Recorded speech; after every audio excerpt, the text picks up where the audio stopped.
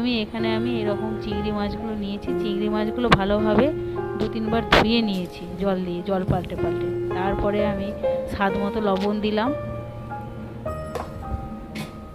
হলুদ গুঁড়ো দিলাম, অল্প একটু হলুদ গুঁড়ো দেবো, একটু লঙ্কার গুঁড়ো দেবো, লাল লঙ্কার গুঁড়ো,